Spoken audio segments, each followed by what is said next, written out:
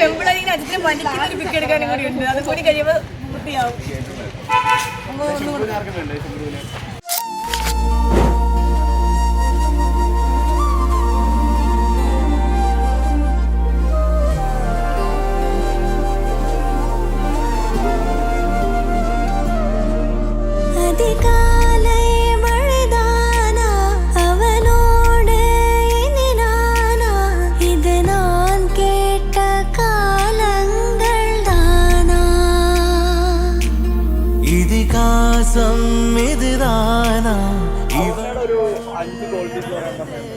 Disturb ചെയ്യില്ല.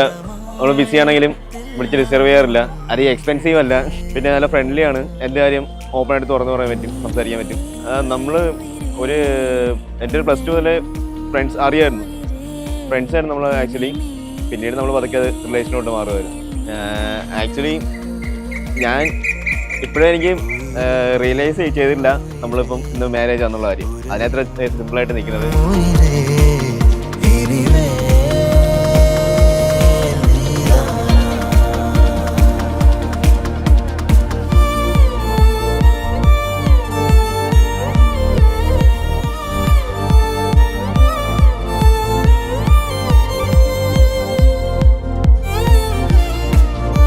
ഏതാണ് 8th standard പഠിക്കുമ്പോൾ എനിക്ക് ആളെ അറിയാം. പക്ഷെ ഒരിക്കലും വിചാരിച്ചില്ല ഞങ്ങൾ ഈ ഒരു മൊമെന്റിലേക്ക് എത്തിച്ചേരുമെന്ന്. എല്ലാത്തിനും അതിൻ്റെതായ സമയമില്ലേ ദാസ എന്ന് പറയുന്ന കണക്ക് ആ സമയം എത്തി. ഞാനൊക്കെ ഫിക്സ് ചെയ്തു.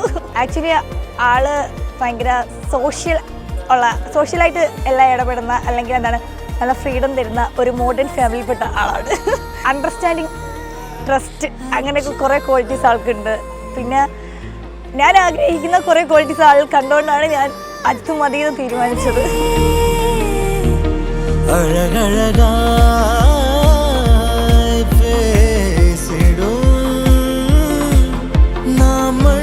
ഇത് എൻ്റെ അച്ഛൻ്റെ പെങ്ങളുടെ മോളാണ്. കൊച്ചിലെ തൊട്ടേ 5 അപ്പന്മാരാണ് ഉള്ളത്. ഇവരുടെ വീട്ടിലാണ് ഞാൻ ഏറ്റവും കൂടുതൽ ചെന്ന് നിന്നിട്ടുള്ളത്. അതുകൊണ്ട് തന്നെ ഏറ്റവും കൂടുതൽ ടോക്സും അല്ലാത്ത തമാശകളും കുറേ ഫ്ലാറ്റിയൊക്കെ ഉള്ളത് ഇവളുമായിട്ടാണ്. അപ്പോൾ ഇവളുടെ കല്യാണത്തിൻ്റെ ബാക്കി ചടങ്ങുകളൊക്കെ നടക്കുമ്പോഴത്തേക്കും ഞാനിവിടെ ഇല്ലാത്തത് കൊണ്ട് പല കാര്യങ്ങളുണ്ട് എനിക്ക് ചേട്ടനെ കാണാൻ പറ്റിയില്ല. പക്ഷേ ഇവിടെ ഗുരുവായൂർ വന്നിട്ട് ഞാൻ ചേട്ടൻ്റെ അടുത്ത് സംസാരിച്ചപ്പോൾ ശരിക്കും പറഞ്ഞാൽ ഭയങ്കര ഒരു അഷ്വറൻസ് കിട്ടിയെന്നൊക്കെ പറയില്ല. കറക്റ്റ് ആളുടെ കയ്യിലാണ് ചോദിക്കുന്നത്. മറ്റേ കുമ്പളങ്ങിനെ പറ്റി പറയാൻ നമുക്ക് ഒന്നും പേടിക്കുന്നില്ല. കറക്റ്റ് സ്ഥലത്താണ് ചോദിക്കുന്നത്.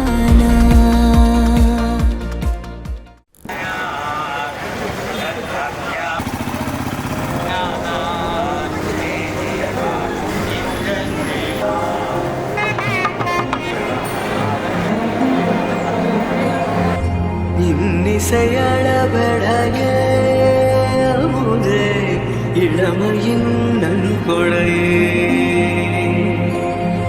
இன்னிசையளவடைய ஒரு இளமையின் நன்கொடையே இருக்கையை விடுத்து இறக்கையும் சேர்த்து இருகையில் சனங்கள் ஒலிக்க சந்தங்கள் பிறக்க